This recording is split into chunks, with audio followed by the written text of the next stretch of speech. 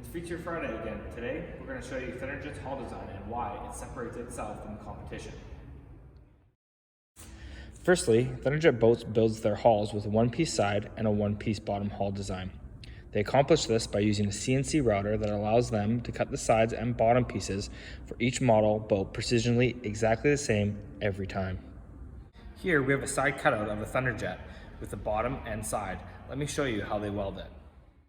Here we have our bottom and our side. Thunderjet welds their bottom into their side, they meet and apply a weld. Once the bottom is welded to the side, the next step is that they take the side, they wrap it around the bottom to create the reverse chine and apply another weld. A lot of other manufacturers butt weld or using extrusion when meeting their sides and bottoms together. As you can see on the side profile that their side is one piece. Thunderjet uses their CNC brake to form this. By adding a bend in aluminum adds strength. So you can see here we have two bends in the hull, that is a strength feature, and with the formed gunnel, another strength feature.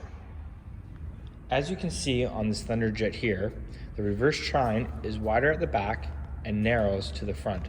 This is a key feature of their hull design. With this reverse chine, it increases ride quality, stability, and a dry ride. As you look over a Thunderjet hull, you're going to notice that the rails, cleats, and through hulls are all welded. If Thunderjet uses different metals such as stainless, they'll put nylon gaskets behind it to stop the corrosion. Most important key features of a Thunderjet is its pod design. Let me show you why Thunderjet does their pod design this way versus an ERS system.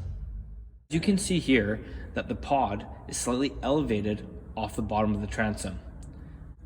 This allows the aeration off the bottom of the hull to become clean when it hits the propeller.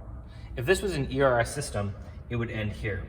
By ending here, this allows the aeration coming off the hull to hit the propeller, which is less efficient. As you can see here, that on a Thunderjet, with the elevated pod design, you get to run on the full width bottom.